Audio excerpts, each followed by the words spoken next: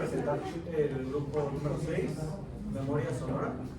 El equipo está formado por Alexis, Baruch y Jonathan. De esta presentación realmente hay muy poca información. Se sacó del proyecto de investigación de la Universidad Nacional de Lanús. Y esta investigación apenas tiene 3 años. Entonces realmente si buscan en internet, el único documento que les va a aparecer es de esta universidad. Pero primero definamos qué es la memoria sonora. Es la capacidad que nuestro cerebro tiene para identificar sonidos que hemos vivido a través de experiencias. Por ejemplo, si yo les muestro esta imagen, todos sabemos a qué significa. Si tú se lo pones si tú este sonido lo reproduces a un niño de 2 años, realmente no vas a saber ni qué onda. Pero créeme que si yo lo reproduzco en este momento, más de uno salimos corriendo. Porque realmente por experiencia sabemos qué es lo que sucede cuando eso suena. Aquí yo quiero preguntar también, ¿a quién le dan miedo las películas de terror? Sí. Por ejemplo, es algo chistoso incluso, pero el fin de semana fui a ver la de La Monja 2 con mi novia. Y a mí también me dan mucho miedo las películas de terror. Y yo, por más que cerraba los ojos, pero escuchaba la música, aún seguía teniendo miedo. Por ese tipo de sonidos que ya me transmitían experiencia de que algo va a salir, me da miedo. Y eso está muy relacionado con el reconocimiento de nuestro entorno, porque es una capacidad muy relacionada de la memoria sonora con el conocimiento de nuestro entorno. Y esto a su vez está muy relacionado con el mecanismo de supervivencia que tenemos todos. Asimismo, esto se relaciona mucho con signos sonoros. ¿A qué me refiero? Como operaciones simbólicas basadas en ciertos patrones que tenemos en nuestra vida. ¿A qué me refiero? Por ejemplo, hay personas muy con esta capacidad que incluso por escuchar el simple hecho de un motor, saben qué auto están escuchando. Por el simple hecho de escuchar a alguien, saben quién es esa persona. Un ejemplo muy básico es, por ejemplo, si un día llega tu vecino y escuchas cómo abre su portón para entrar a su casa y es la 1 de la mañana. Al otro día vuelve tu vecino, abre el mismo portón, vuelves a revisar la hora y es la 1 de la mañana.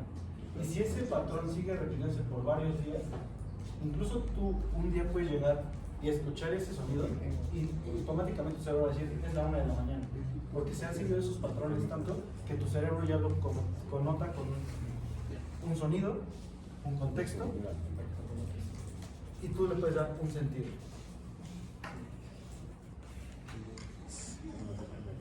Bueno, el valor histórico de la memoria sonora. Bueno, la memoria sonora se plantea como algo cotidiano, pero ¿qué pasaría si ni siquiera que este sirve como un método de supervivencia? Bueno, ella es Ana Frank y en uno de sus testimonios, junto con su familia, relata cómo era esto que vivía durante el dominio de la Alemania nazi. A ver, ¿le puedes pasar? Bueno, este es el fragmento donde relata sus sucesos y en el cual menciona que ella desarrolló una habilidad junto con los demás que estaban escondidos, que llegaron a identificar los timbres de las voces de las personas, de las pisadas incluso, porque ya sabían que si hacían un ruido los podían descubrir y con eso pues los podrían llevar a los campos de concentración.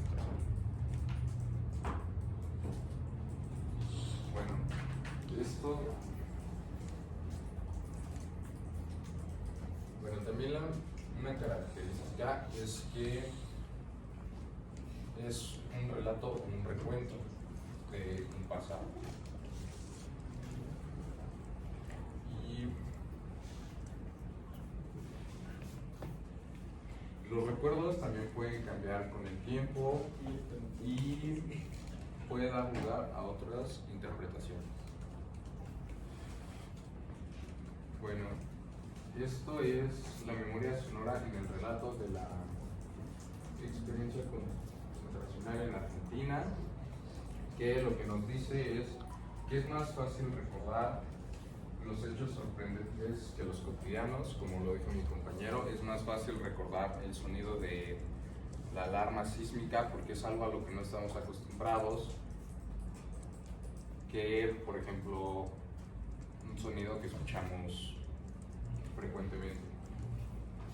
Y también en un estudio realizado por un equipo de laboratorio de la memoria de la Facultad de Medicina de la UBA, es que también llegaron a esa conclusión. Y bueno, ya vimos el ejemplo de Ana Frank y cómo se llevó a cabo durante su experiencia, pero ahora vamos a ir a un ejemplo dado en la misma Argentina. Se menciona en la lectura que se vio una dictadura, no se menciona cuál, pero se menciona que fue un periodo donde hubo muchos secuestros y varias de esas personas fueron secuestradas. Al final muchas cosas salieron bien y esas personas pudieron salir. Por lo que este estudio se trató de ver cuáles eran sus experiencias a través del sonido. Perdón, pero si se refiere a la dictadura en Argentina, Sí. los años 70 y 80. Ok, ya.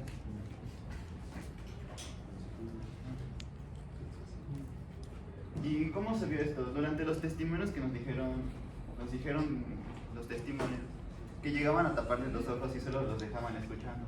Y esta fue la forma en la que pudieron resistir, debido a que, como se ve con las personas con discapacidades diferentes, cuando a alguien se le quita un sentido, puede agudizar otro. Y bueno, ¿cómo se lleva a cabo este experimento? Se tuvo planeado estudiar a dos de las sobrevivientes y los pusieron a escuchar sonidos similares a los que vivieron ahí. Se trató de un relato subjetivo donde cada entrevistado relató sus sensaciones y se entrevistaron, como ya dije, a dos afectadas, Adriana Calvo y Isabel Cerro. Y bueno, el valor que toman los sentidos de nuestro entorno se relaciona con los movimientos afectivos que despiertan en nosotros, excediendo su sentido como fenómenos y constituyéndose como parte del proceso sonoro factible de ser leído e interpretado. Una vez que ya se tuvo la planeación de todo este experimento, la primera fase se centró en recolectar los recuerdos de estas personas cuando los estuvieron en cautiverio. Y cómo estos sonidos los ponían a algunos antes de su vida anterior de que fueron secuestrados y otros sonidos después de que fueron secuestrados. Siendo la primera fase a través de estas preguntas iniciadas y una segunda fase explorando otros lugares y llegando incluso a los lugares donde los estuvieron secuestrando. Todo esto fue con un fin todo científico, no fue con algún fin de molestar, y esto se llevó con la mayor seguridad y mayor delicadeza para no poder despertar algún trauma, para poder hacer sentir a las personas bien y que nos dieran la mayor parte de la información. Y una característica que se resaltó en este estudio es que los hechos que más recordamos son los que nos sorprenden. Como se puede ver en el relato, el sonido que más recordaban era cuando soltaban las puertas de cuando los secuestrados se llegaban. Aparte de que los detenidos estaban enfocados en obtener información del entorno a través de la interpretación de los sonidos. En resumen, la memoria sonora, en otras palabras, es una construcción basada en toda nuestra experiencia cultural, emocional y psicológica. Ya pasó este tiempo, una vez en el mismo relato se relata que ya pasó tiempo de lo que pasó, y muchas de las dos personas demostraron un menor entendimiento de su situación conforme pasó el tiempo. La capacidad de mantener atención constante es limitada, además de que este método de olvidar cosas es el mismo para defenderse.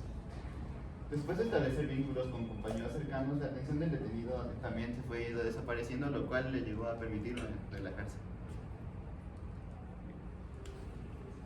Del mismo modo de que recordamos más las cosas que nos sorprenden, denotaban que las partes que también daban miedo y que recuerdan son mencionar gritos, golpes fuertes y pisadas fuertes. Tristemente, este sonido se utilizó sonidos fuertes para representar la jerarquía que tenían los secuestrados sobre los secuestradores sobre los secuestrados. Y las mismas entrevistas dicen que lo mejor que recuerdan y lo que más se les quedó fue las voces de sus compañeros, tanto como de los represores. Un testimonio de Isabel Cerruti habla de su hijo. Como se puede ver, como se puede leer, dice: esa voz la recuerdo que me dice, escribí en este papel, ¿a dónde quieres que me llevemos a tu hijo? Esta persona lo que más se quería enfocar era en su hijo, debido a que lo secuestraron al mismo tiempo. Pero a su hijo afortunadamente lo liberaron como a las horas de estar cautivo, pero ella no sabía, por lo que ella tenía la esperanza y tenía tenía este miedo de qué pasó con su hijo. Por eso en este testimonio que dice. Esto repercutió fuerte en las personas, debido a que hoy en día si escucha a un niño pequeño llorar y no sabe el motivo, esta situación lo estresa. Y a que en ese momento no sabía si ella estaba escuchando a un niño llorar, si era su hijo o otra persona. En este sentido, dado que el impacto emocional de los hechos repercute en nuestra forma de almacenarlos en la memoria, como pudimos ver que se le quedó por así decirlo, trauma en ella. Este ejemplo nos permite afirmar que la memoria sonora guarda un gran valor con la memoria. Otra cosa que también detectaron en el estudio fue la polisemia del sonido. Las dos personas, a pesar de que vivieron cosas similares, ambas relacionan los sonidos a cosas diferentes, debido a que cada una tuvo circunstancias diferentes. Aquí les presento uno de los lugares donde fueron llevadas las personas secuestradas, se llama El Banco. Se puede ver que es un espacio cerrado.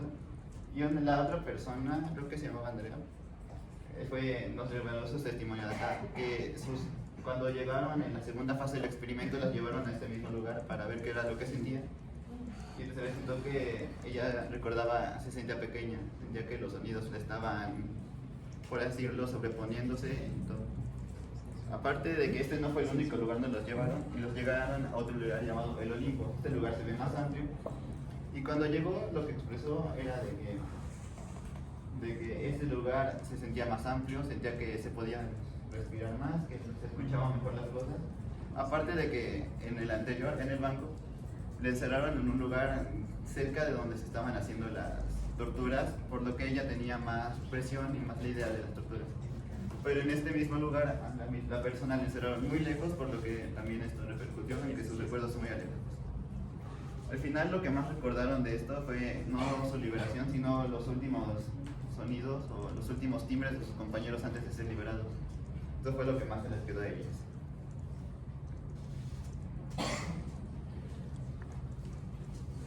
En conclusión, el oído aporta muchísima información a nuestra vida sobre las características del ambiente en que nos desarrollamos. También la capacidad de recordar algunos timbres, sonidos que hemos vivido constantemente, tanto en los represores, por ejemplo, en la conclusión de los represores de sonidos ilegales, y también de la percusión sonora que se caracteriza por articularse a través de la asociación, asociarse con otros sentidos.